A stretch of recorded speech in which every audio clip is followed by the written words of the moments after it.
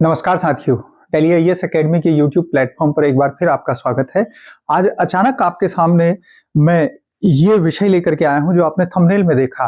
पूरे सीटेट की तैयारी करने वाले लोगों के बीच में ये अफवाह फैली हुई है कि जो 21 जनवरी 2024 को सीटेट का एग्जाम हुआ था, क्या वह कैंसिल हो गया है? उसमें जो धांधली, नकल की शिकायतें सोशल मीडिया पर फैली हुई हैं, क्या सीटेट ने उनको मान लिया है, सीबीएसई ने उनको मान लिया है और एग्जाम को निरस्त घोषित कर दिया है, या जल्दी ही एग्जाम निरस्त होने वाला है? आप लोगों के मन में जिनमें दुविधा का भाव फैला हुआ है, इस बात की सच्चाई आप जान लें, इसलिए अचानक ये वीडियो बनाना पड़ रहा है। साथियों, आपने देखा होगा विभिन्न स्थानों पर पेपर लीक होने की जानकारी अलग अलग लोगों द्वारा बिना एविडेंस के दी जा रही है। कुछ सोशल मीडिया पर, यूट्यूब पर ऐसी जानकारी दी जा रही है, ऐसी पेपर की कटिंग शेयर की जा रही है जो पिछले सालों में हुई घटनाओं के बारे में है। तो वो किस तारीख का है, किस सन का है, ये जानकारी दिए बगैर ये बताया जा रहा है कि सीटेट का पेपर लीक हुआ है और सीटेट का पेपर कैंसिल हो गया है। पहली बात, इस बारे में हमारा ओपिनियन, टेली आईएएस एकेडमी का ओपिनियन ये है और आप लोगों के लिए राय और आप लोगों को संयम बनाए और धैर्य बनाए रखने का सजेशन देते हुए ये बात कहना चाहते हैं कि आप एक तो इस र्यूमर के बाजार में अपनी तैयारी को बिल्कुल भी अस्थिर न होने दें, क्योंकि आने वाले दिनों में आपके टीचिंग के एग्जाम लगातार लगे हुए हैं। आपकी जानकारी में ये बात तो है ही है कि उत्तर भारत के अधिकांश राज्यों में इस साल टीजीटी के यानी ट्रेंड ग्रेजुएट टीचर्स के, या जिनको विभिन्न राज्यों में सहायक अध्यापक भी कहा जाता है या एलटी टीचर्स कहा जाता है, और ज्यादातर में टीजीटी कहा जाता है, ट्रेंड ग्रेजुएट टीचर, जिसके लिए टेट 2 एग्जाम क्वालिफाई होना बहुत जरूरी होता है। उसकी वैकेंसीज निकलने वाली हैं, वो चाहे बिहार हो, उत्तर प्रदेश हो, उत्तराखंड हो, केवीएस हो, एनवीएस हो, केंद्रीय विद्यालय और नवोदय विद्यालय हो, यहाँ इसकी वैकेंसीज निकाली जानी है। तो जिन लोगों ने बहुत मन से एग्जाम दिया है और जिनको उम्मीद है कि इसी साल उनकी टीचिंग की नौकरी लग जाएगी, क्या उन लोगों को क्या सोचना चाहिए कि एग्जाम कैंसिल हो जाएगा? तो इस बारे में देखिए, ये सीटेट के एग्जाम के बारे में जो आप जानते हैं, हमने पहले तैयारी के दौरान भी आपसे कहा था कि ये सीटेट का एग्जाम जो है ना, ये क्वालिफाइंग नेचर का होता है। और ये क्वालिफाइंग नेचर का मतलब है कि आप लोगों को मैं पढ़ाते हुए भी ये कह रहा था कि ये जनरल कैटेगरी के लिए केवल 90 मार्क्स लाने पर या 150 में से 60% मार्क्स लाने पर इसे क्वालिफाई मान लिया जाता है। उसके अलावा अलग अलग कैटेगरीज के लिए जैसे 82.5 है ओबीसी के लिए, ऐसे ही अलग अलग कैटेगरीज के लिए है 82.5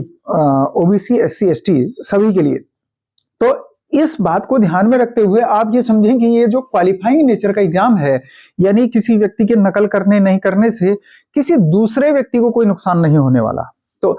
पहली बात, बहुत ये गंभीर विषय है, जरा इसे समझें। मैं आपको ये कहना चाह रहा हूं, अगर किसी एग्जाम सेंटर पर किसी व्यक्ति ने नकल की या किसी समूह ने नकल की या किसी एक रूम में या पूरे एक सेंटर पर नकल हो गई, तो उस सेंटर पर, उस क्लासरूम में या उस स्टूडेंट ने जो काम किया जिसकी वजह से वो क्वालिफाई हो जाएगा, इसका दूसरे के ऊपर कोई फर्क पड़ेगा नहीं यदि एग्जाम कैंसिल नहीं होता है, अगर किसी ने ईमानदारी से एग्जाम दिया है। इसको जरा कंपेयर करके यूं देख लें, जो क्वालिफाइंग नेचर के एग्जाम नहीं होते हैं, जो मेरिट बेस्ड एग्जाम होते हैं, उनमें क्या होता है, अगर किसी एक ने नकल कर ली या किसी एक क्लासरूम में या किसी एक सेंटर पर या किसी एक समूह द्वारा नकल कर ली गई, तो उनके मार्क्स ऊपर आ जाते हैं और उसकी वजह से जो ईमानदारी से एग्जाम दे रहे थे वो लोग मेरिट में नीचे आ जाते हैं, तो उनको नौकरी नहीं मिलती है। पर इस एग्जाम का नेचर ऐसा नहीं है। इसमें एक क्वालिफाइंग मार्क्स रखा गया है, जैसे 82.5 या फिर 90 मार्क्स।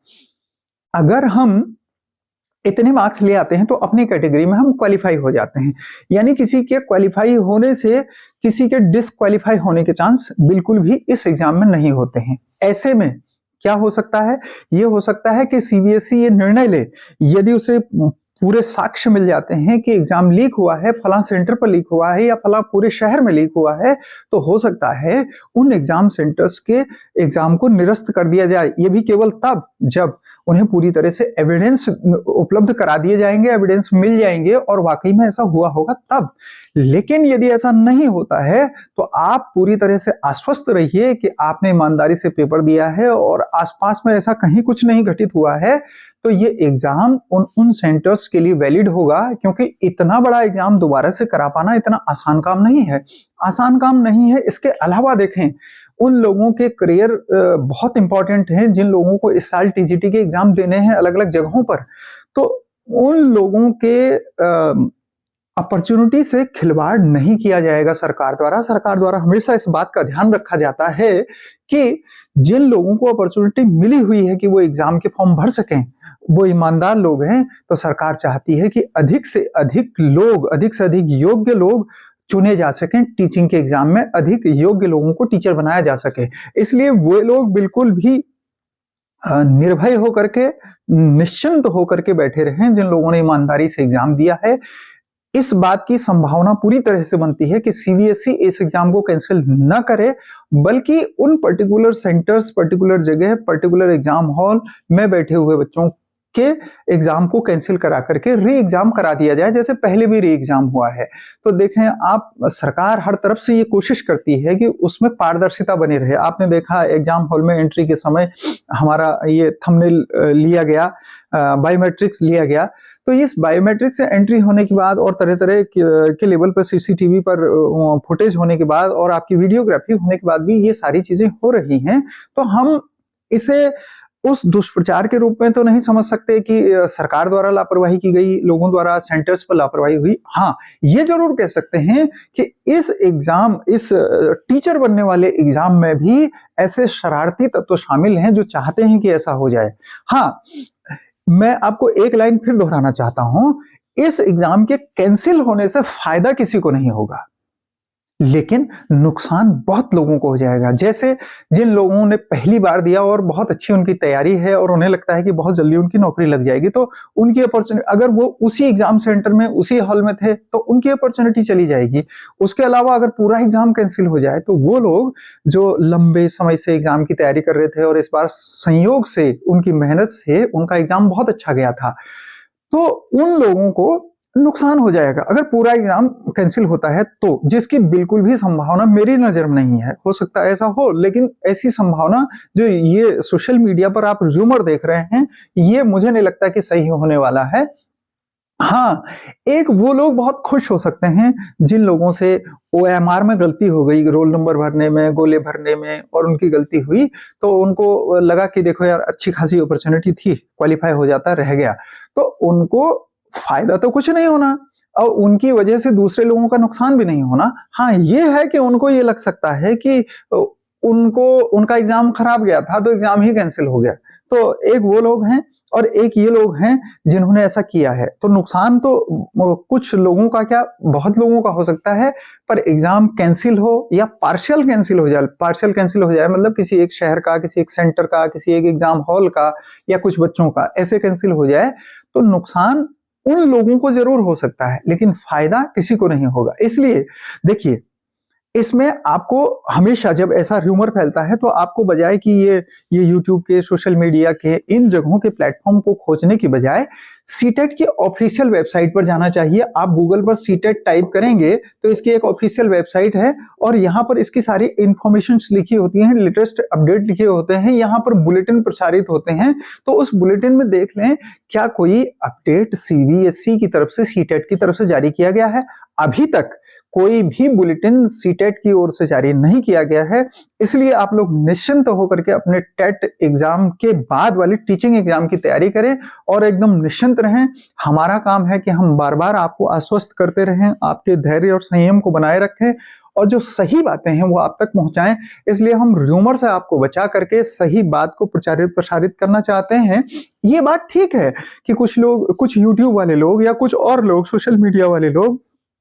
आपको ये बता रहे हैं कि ऐसा हुआ है। हाँ, अगर वो इस अवेयरनेस को फैला रहे हैं कि हम जब भी एग्जाम में बैठे, एग्जाम हॉल में बैठे, अपने आसपास की चीजों को देखते रहें वहां क्या हो रहा है, अगर वो ऐसा करना चाहते हैं तो ठीक है। लेकिन अगर वो तैयारी करने वाले स्टूडेंट्स का मनोबल तोड़ना चाहते हैं और इस बार भी चाहते हैं कि उनका नुकसान हो जाए या उनके 8, 10, 15, 20 दिन या 1 महीना इसी भ्रम में गुजर जाए कि उन लोगों का जो बेशकीमती टाइम है वो खराब हो जाए, तो ऐसा हम कदापि नहीं चाहते। इसलिए प्लीज आप अपनी तैयारी के साथ बने रहें और अच्छी मेहनत करें ताकि आपका आने वाला एग्जाम पहले ही अटेम्प्ट में या इस बार जो आपने पूरी एनर्जी लगाई है उस एनर्जी के साथ क्वालिफाई हो जाए और आप अच्छी तरह से अपने एग्जाम को क्वालिफाई कर पाएं। इसलिए सीटेट के एग्जाम की दुविधा को छोड़ दें और आप अपने एग्जाम की तैयारी में जुटें। और क्योंकि हो सकता है उन एग्जाम सेंटर का या उन